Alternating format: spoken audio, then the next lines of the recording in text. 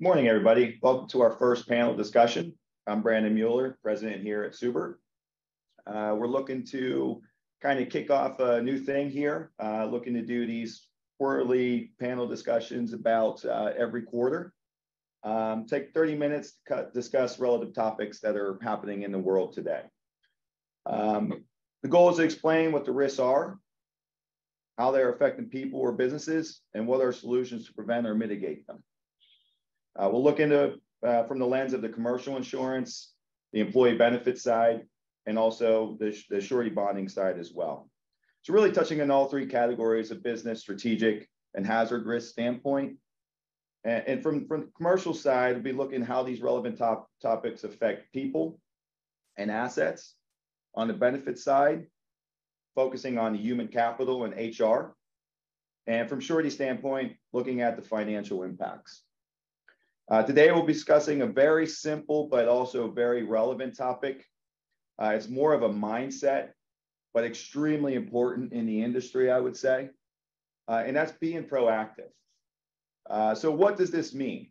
So today we have Joe Kopko, Vice President, Commercial Risk, and our Chief Risk Officer. We have Brenda Matali, our Lead Innovation and Strategy Consultant. And we have Will Chapman, our Vice President of Surety. So Joe, Brenda, and Will will provide some insight of being proactive and understanding your risk factors and your approach, and ultimately why being ahead of, or on top of this leads to better outcomes in financing your risk, or ultimately reducing your overall spend on your insurance. So Joe, do you want to kick us off on what being proactive means on the commercial side? Absolutely. Brandon, a lot of what's happening today for our commercial customers is, external factors, things that are slightly out of their control, or at least they anticipate, I can't really control these things. So there's a wait and see approach. What's the market going to do? What's my insurance renewal going to bear? And it's largely still within their control. Much of what's driving any company's insurance renewals are their own claims experience, what they're doing to manage those risks. So as we talk about that proactive mindset, there's still, despite all these external social factors that we're seeing with, potential civil unrest and, increasing social, impact on judicial verdicts and, how insurance claims are being paid out, and then taking into consideration this shifting environmental landscape where natural disasters are playing real impact into the way our customers operate and do business. There's still so much that they can do to take advantage of, the controls they have in place and the people that are operating in that business to become, human risk detectors and, further, deploy that proactive approach. So as we understand what's going on in the marketplace, we've seen some of the situation, slow down and quell with the massive rate increases that were coming post-pandemic. So we've seen a little bit of stabilization on the rates in the insurance marketplace. We're still looking at, single digits in general liability, which affects so many of our customers across the board. Property is an area that's really, really a struggle for most businesses. And this is largely due to the fact that if something does happen to your building, it's going to take longer to get it back up and running, potentially rebuild it. And then just the anticipation that so many people have had undervalued buildings that at the time of a claim, they may not get that full amount of money back. And this is largely, again, due to these social impacts with availability of labor, costing more to rebuild and restore, and then naturally supply chain issues and the cost of goods. And those are all impacting things. So for our customers that have property, it's 10 to 50% increases in their insurance renewals. And that's often a hard pill to swallow. But the good news is there's things that we can do today that will help bring that down as we talk about that proactive approach. For the past 5 years, directors and officers, management liability lines of insurance have just been skyrocketing to the point that people were opting not to buy these lines of coverage because it was just far too expensive. And fortunately, we've seen some new capacity and players come into the marketplace. It's really helping ease that rate. And we're seeing an actual decline. So 5 to 20%, rate declines, especially for organizations that have transparency about what they're doing. And again, taking this all-in proactive approach that I'd rather look at this eyes wide open than wait and see what the market's going to bear. Auto is an area that, again, just like general liability, many of our businesses have wheels moving to get their goods down the road, their people to other locations to render those services. But because this is just such an inherent part of what we do with our business risk, that auto is like, well, what choice do I have? I have to let people drive. I have to give a foreman a truck. It's just the way that I can compete. But the challenge is auto has been a loser for the last, 10 years, where we've seen increasing premiums for nearly every class of business because they're putting people behind the wheel that rightfully so, probably shouldn't be behind the wheel. So as we look at, managing risk through that business lens and strategic and hazard, auto is an area that kind of checks all those boxes because we need those vehicles moving, we need those people to get to those places, but we can create catastrophic situations if we plow into a vehicle that's carrying kids or a family or, a school, function, let alone just a single individual, because we've seen that the way that these verdicts are coming out, it's anybody's guess what it's going to get paid out on. And not to mention, the negative public image that can come with any type of these events. So Joe, just to quickly jump in. So we're talking about obviously nuclear verdicts there, right? But yes. But even on a day-to-day kind of basis, these little fender benders, they're adding up pretty quickly on the auto. Yes. The technology in these vehicles continue to, outpace a lot, prior vehicles from the 80s and the 90s, even the early 2000s. So even fender benders now are costing significant dollars. And so if you have some frequency issues there, yes, it's easy to see why carriers are losing money on this line of coverage. 100%. And, that same vehicle, a 2016 versus a 2020 now has so much more technology that's built in there that we saw these supply chain issues with semiconductors and, a lot of these chips that, we take a vehicle that used to take 2 weeks to repair, and now it might be 6 weeks, 8 weeks, even 3 months before we get that vehicle back up and running. And oftentimes these businesses can't overcome that loss. So it goes back to the whole proactive approach where vetting who's driving our vehicles, doing proactive training to have them, be a better driver, anticipate what can happen, really pays dividends on the back end for a line of coverage that, is essentially looking at 20 to 25% increases across the board. So as we continue to, drill down and support customers around what they can do to take control of their own insurance spend, they have risks that are inherent to their operations, and people are a big factor there. There's really no part of our business that doesn't have some human interaction that's, introduced or allows further risk to get introduced. And I think cyber is a big area that, again, if we're talking about issues that are affecting large groups of people, cyber is an area that, it's not just a technology risk anymore, where we look at, high-tech companies or, healthcare institutions. This is a business risk for mom and pops, construction companies, you name it. Everybody has a computer system. Everybody has an accounting system. Everybody's collecting information from their customer databases. And it's just creating this off-balance sheet risk for organizations that, good luck guessing what the impact of a cyber claim is going to be, especially if you've never really put pen to paper and asked the question, how much does it cost me for every hour that I can't operate my business? We get a lot of, pushback whenever we propose a cyber product because they'll say it's too expensive. Before we say something's too expensive, if we're really talking about proactivity, we need to understand what's my cost of not doing this? How much does it truly cost me if I can't operate? And then when we really drill down into our business risks, we're also looking at what is that potential time frame of how long you could be, out of business, out of operation, unable to support your customer need. And on average right now, it's about 16 days to get back up and running after a cyber claim. Well, and even I would argue with you, or would say that, to pound upon that is that, typically when people are saying it might be too expensive, they've not also taken the approach of, okay, well, I'm not going to buy the coverage.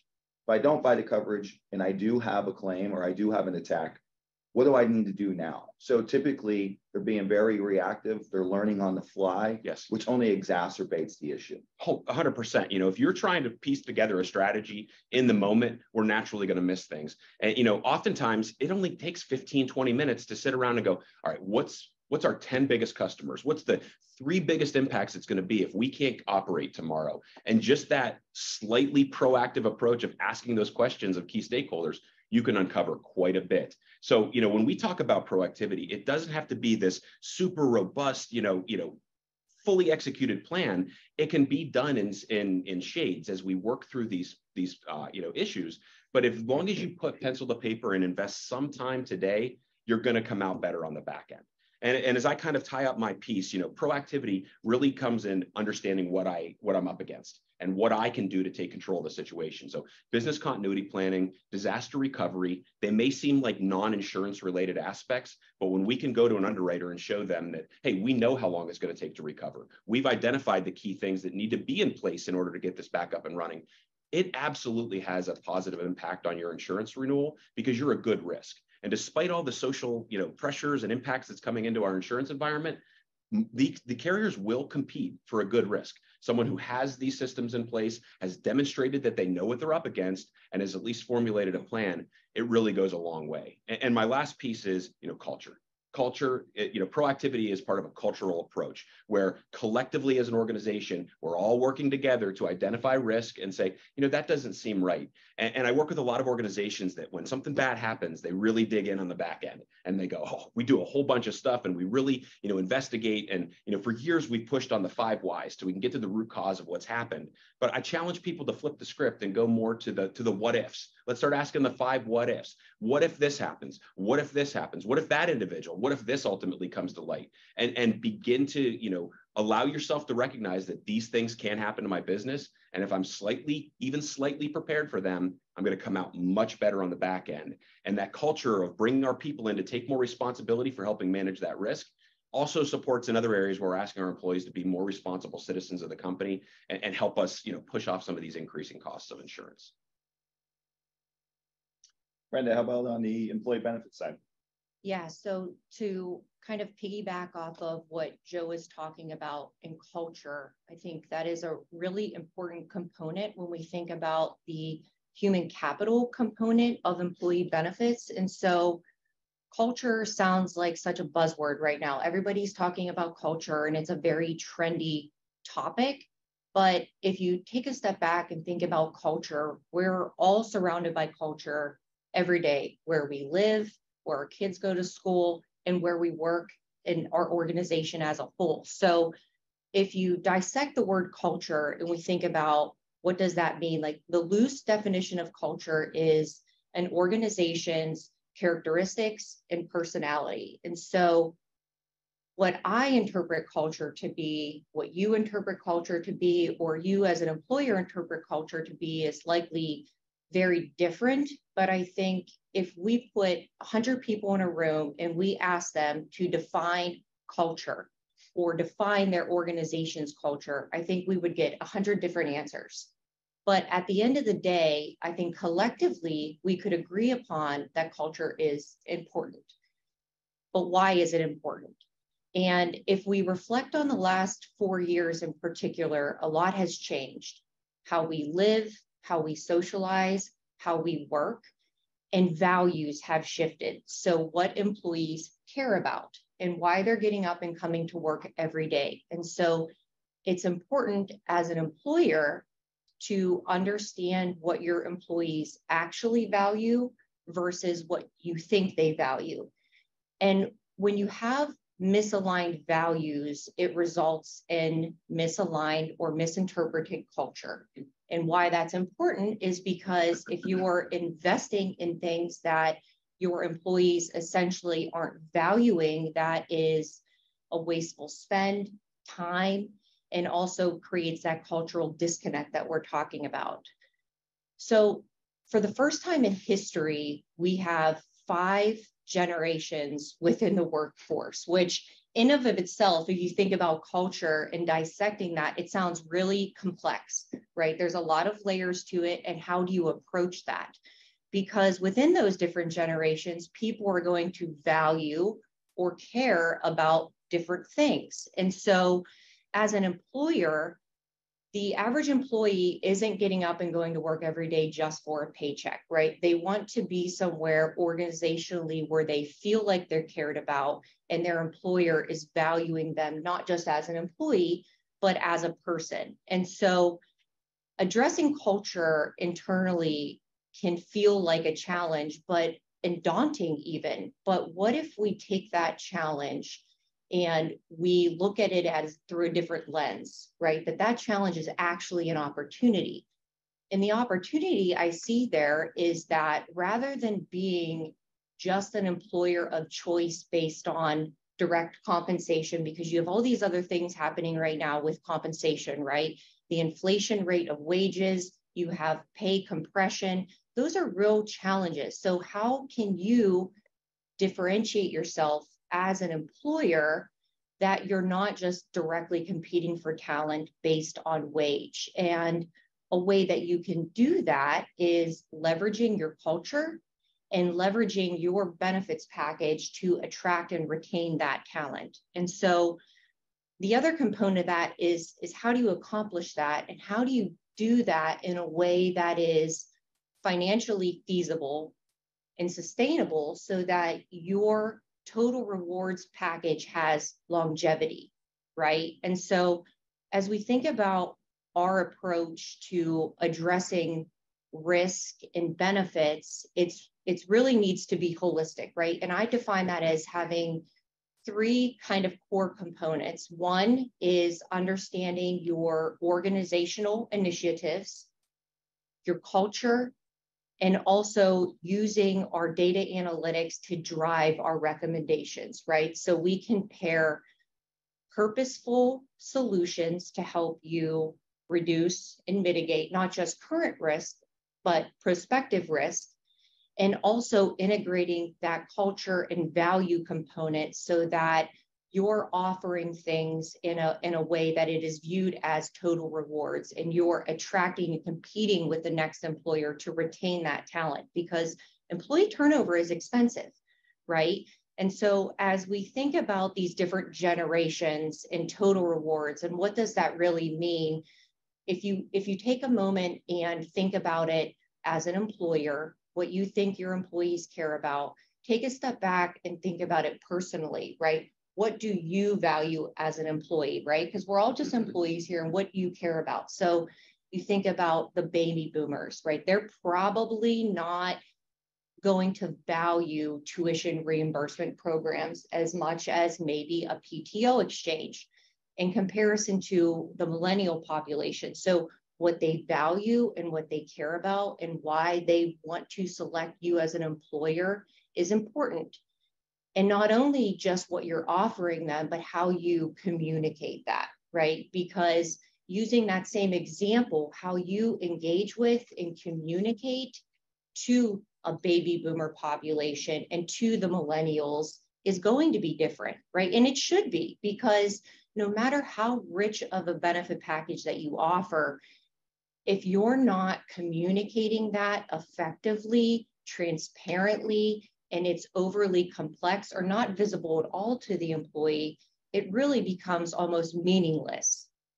And so, again, just focusing on integrating those three components to make sure that your strategic process is not isolated or short-sighted, and that you're taking a multi-year approach. Because you think about culture, and even taking a step back and looking at our country, right, over the last 10 years, 4 years, things have changed dramatically. So while you're reflecting and thinking, how can I change my culture? This seems so challenging. I don't know how I'm going to do that. It doesn't happen overnight, right? And so it does take commitment. It does take some direction from leadership, and in leaning on your strategic advisors to move in that direction. And so, in short, I think ultimately having a positive culture fosters employee engagement. It improves productivity. It improves mental health.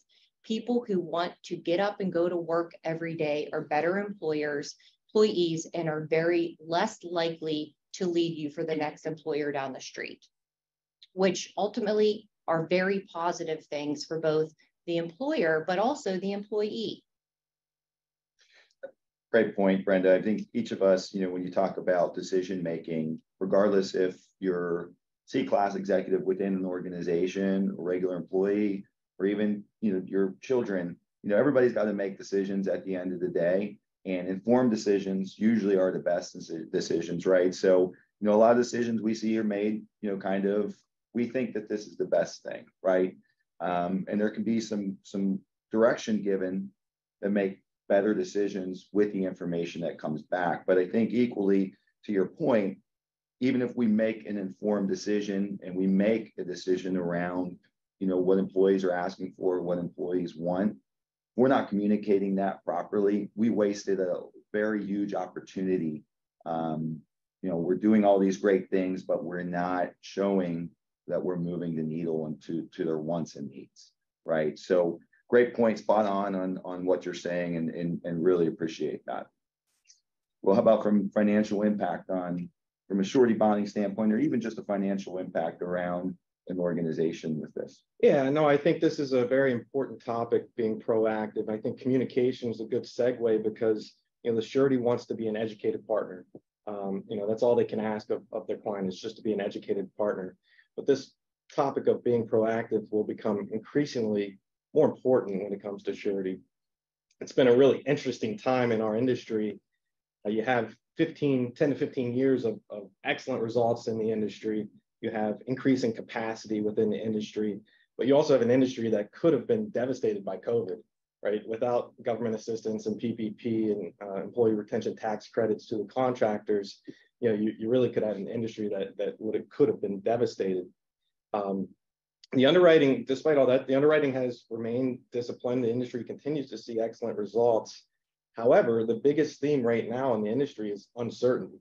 And you say, well, why is that uncertainty a theme now and not 3 years ago? The contractors have been living with uncertainty for the past 3 years, an unprecedented level of uncertainty, right? Well, let's take a look back. So March of 2020, COVID hits. COVID creates an unprecedented level of uncertainty, for the whole world, not just contractors. But contractors have to deal with project delays, logistical nightmares, scheduling issues. So that happens. And just as things start to normalize in 2021, we're then hit with widespread supply chain disruption, schedule delays, inflation. Those challenges persist throughout 2022. And just as the contractors start to adapt and get their arms around that, all of a sudden, interest rate hikes, talks of economic recession, and then most recently, the banking industry concerns. And along that whole time, we're in an extremely tight labor market. So, the contractors have been living with that uncertainty. Why not the surety? Why is the surety received positive results and bonds have remained pretty readily available? Well, the simple answer to that is government assistance in the form of PPP, employee retention tax credits, EIDL loans, and other means to the contractors, keeping the balance sheets strong and shielding sureties from losses. So for the past 15 years, including the past 3, surety has been fairly easily available, and you haven't had to worry about, hey, is my surety program going to be there? Am I going to be able to get my bond for this next project? So in this strange time, as an underwriter, as a former underwriter, you look at 2020 and 2021 results, you're seeing a larger than normal number of operating losses across the industry, across the construction industry. Yet you see net profits because of the government assistance. So, how does an underwriter deal with that? Nobody knew, right? Nobody knew, and the balance sheets remain strong, and the balance sheets were supplemented, and the operating losses were supplemented by PPP and ERC funds. So the surety industry accepted these results, continued supporting their contractors because of the strong balance sheets and the expectation that 2020 and 2021 were exceptions. It's difficult for an underwriter to say, oh yeah, you had a $2 million operating loss and $1 million net profit, but I can't cut you off. I'll continue supporting you. But now that we're going into 22, the expectation from the surety industry was that was going to normalize and we'd get back to normal. Well, with the challenges that are persisting in the industry, fiscal year and 2022 results are seeing operating losses like they were in 20 and 21. So what's happening is, surety's wrestling on how do we deal with that? And that's what makes it important to stay proactive, because we're in this unprecedented time within surety.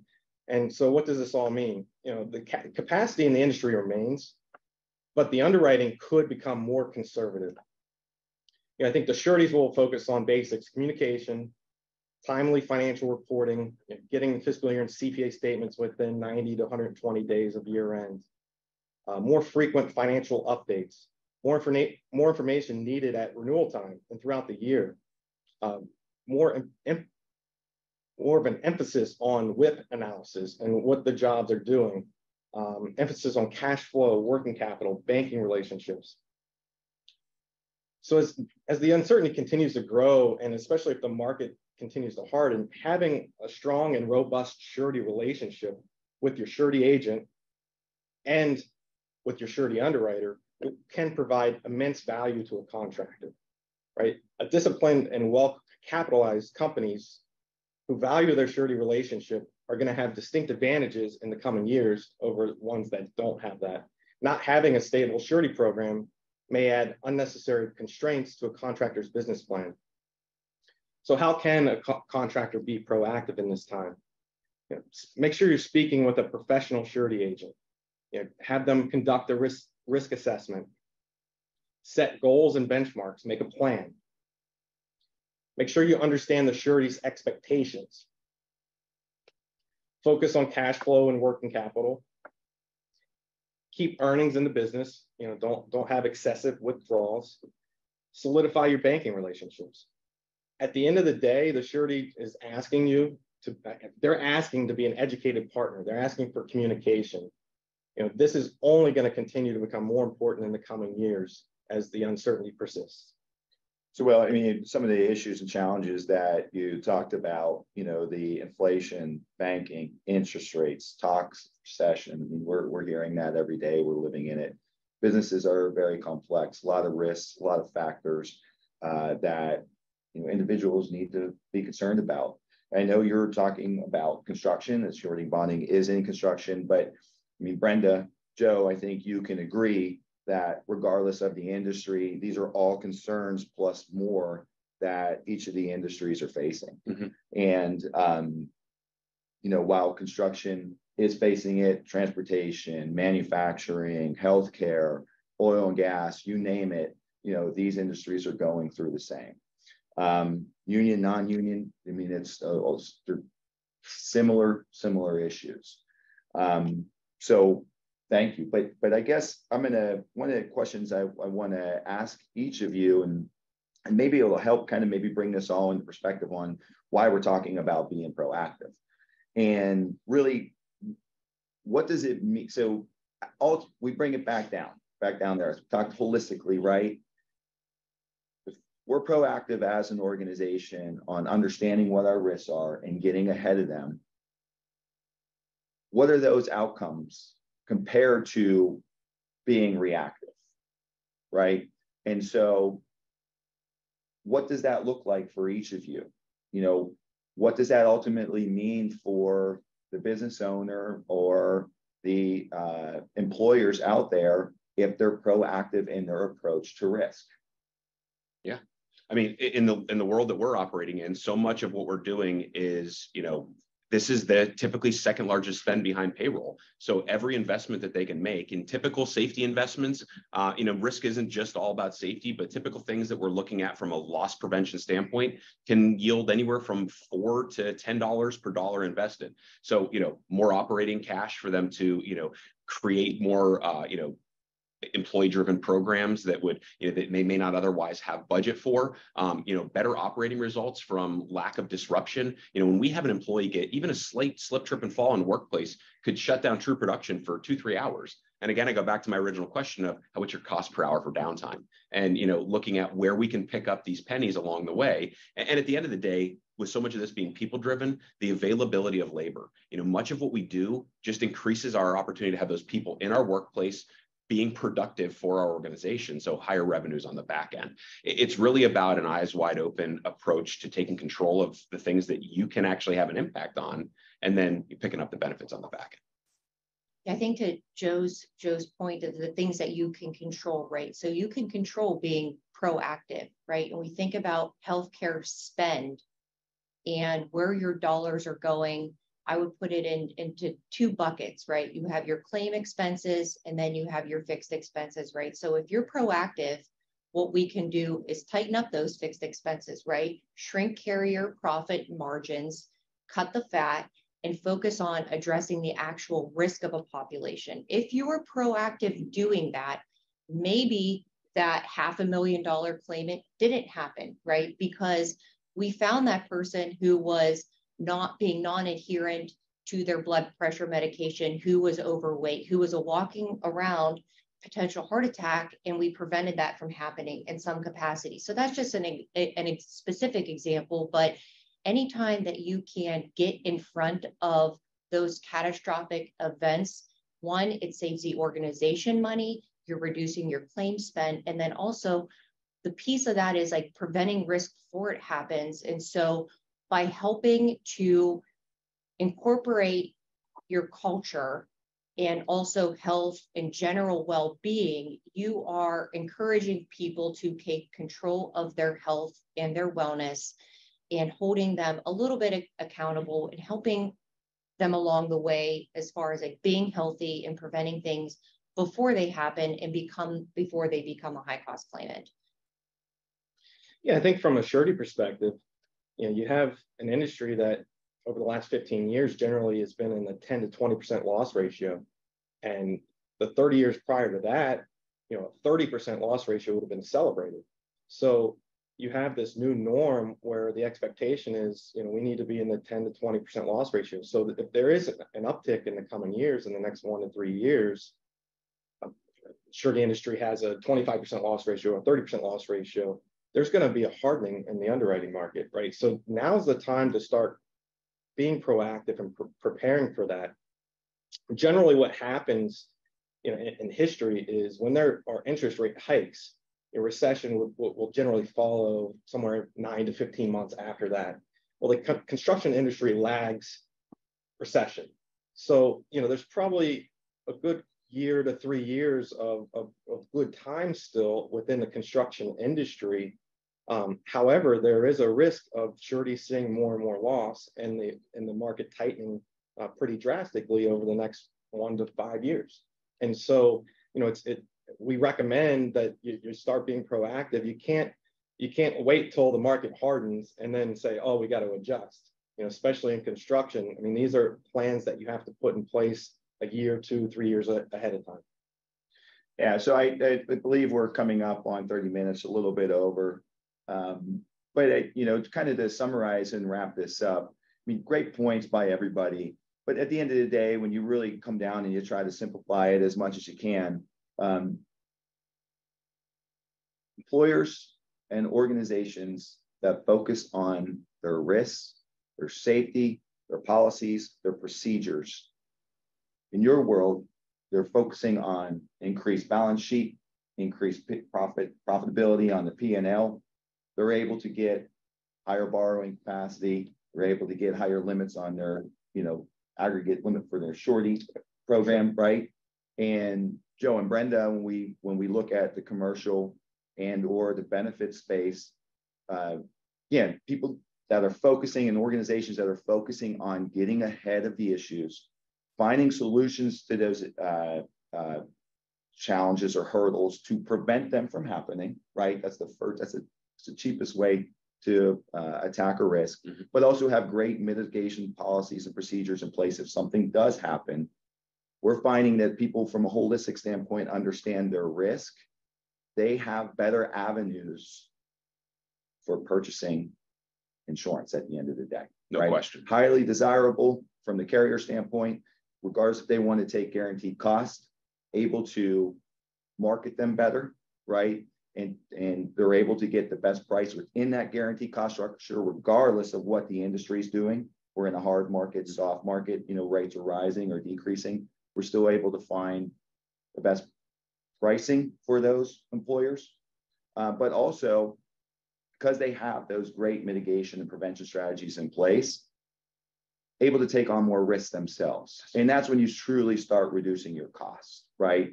When you're able to maybe take on a larger deductible, maybe look at a captive, maybe look at some other financing programs that are out there, it really starts cutting into your overall cost of insurance. Very much. So before we wrap up, I don't know if there's anything you all want to add on that final note, please do so. Yeah, go ahead, Will. Just going along those lines, I think for a contractor, if you're not proactive and the market does harden, it can put unnecessary constraints on their business plan, right? If you have a project that needs a bond, you can't get a bond, well, there goes the revenue that comes with it, right? So it's extremely important. And I think we're entering this time over the next 1 to 3 to 5 years where it's going to become increasingly more and more important. So the time is now over the next 12 months to really plan for the next 5 to 10 years. And, so much of, where Brenda and I like a lot of organizations think of, well, I have a health insurance spend and I have my property casualty spend, but these two are very much interrelated. And as we continue to see, compounding mental health issues that play out in, active shooter situations in the workplace, or even just sheer availability of employees to work, we know that, if we're ignoring these issues and we're waiting for society to fix them, it's going to be a long road, and it's going to be on the backs of the employers. We really have to take this integrated approach where we think of, to the same way of, we have all these different classes of generations in the workplace. How do we educate them around risk? How do we teach them to do their job safely? And there needs to be more of an individualized approach around those generations to really tackle the risk that I think organizations deal with today. Yeah, I think that unmanaged healthcare spend and utilization trends are not sustainable. So regardless of what is going on within your healthcare spend, doing something is better than doing nothing, right? And so if you can curb your trend, even by a few points year over year, and reducing those fixed expenses, you are in a much better position from a healthcare total rewards offering perspective than you were if you did nothing about it at all, right? Well, thank you, panel. Really appreciate your time today. Hopefully you all found this very insightful. As I said, we in the beginning, we will be doing this on a quarterly basis. We'll have a different topic each quarter. But if there are follow-up questions from this, any and all of us are available at any time. So please feel free to reach out, and we will get a quick response back to you. That is a promise. Thanks again for joining us. And again, hopefully it was insightful for everybody.